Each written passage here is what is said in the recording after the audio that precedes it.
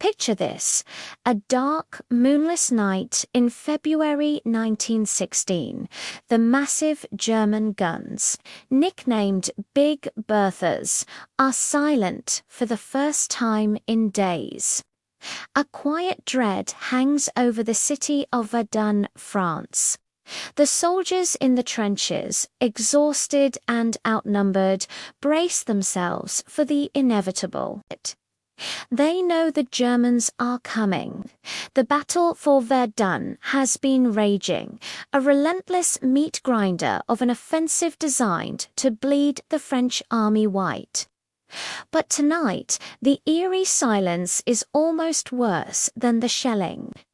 Suddenly, at the stroke of midnight, the German stormtroopers emerge from the darkness.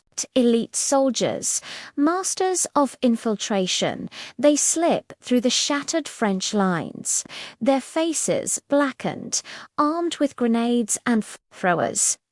Their target is Fort Douaumont, the powerful cornerstone of Verdun's defences. It had fallen early in the battle, and the French were desperate to take it back. Now, the Germans are using it as a launchpad for a final decisive push. The attack is swift and brutal. The French sentries are overwhelmed. The Germans surge forward, their objective clear: break the French line completely and end the battle for Verdun. Panic begins to spread through the trenches. It seems like the end. The night is about to swallow the last remnants of the French defense. But then something extraordinary happens. A single French artillery battery perched on a hill miles away receives a desperate, garbled message.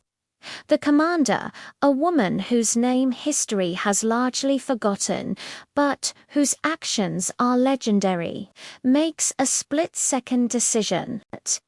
Her name was Marie-Clotilde Elizabeth Louise de Riquois, the Countess of Mercy Argenteau, a volunteer who had organized a mobile surgical unit. But that night, she was more than a countess or a nurse. She was a commander. Understanding the gravity of the situation, she didn't just order a few rounds fired. She ordered everything. Every single gun in her command, and those she could rally nearby, was to fire continuously, not at a specific target, but in a sweeping, relentless barrage right in front of the French trenches. She knew the risk of friendly fire was immense, but the alternative was certain defeat. And then the sky erupted. Dozens, then hundreds of artillery shells screamed through the night, exploding one after another. The sheer volume of fire was apocalyptic.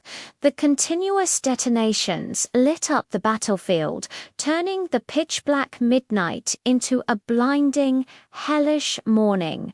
The ground shook as if from a constant earthquake.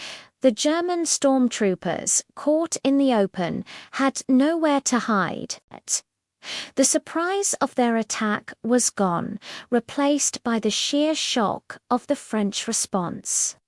The light from the explosions revealed their positions to every French machine gunner and rifleman who was still standing. The night attack had been turned into a daylight slaughter. The German assault faltered, then broke completely. They scrambled back to their lines, leaving the ground littered with their fallen. This single, defiant act of turning midnight into morning didn't just stop one attack. It saved the line. It gave the French forces time to regroup, to reinforce, and to hold on. The battle for Verdun would rage for months more, becoming one of the longest and bloodiest in human history. But on that night, a decisive moment was won not by a general in a distant headquarters, but by one person's audacious decision to light up the sky. It's a powerful reminder that sometimes the most brilliant strategies are born from desperation, and true courage means making the impossible choice when everything is on the line. Thanks for watching. If you found this story as incredible as I did, make sure to like and subscribe for more tales of history's hidden heroes. See you next time.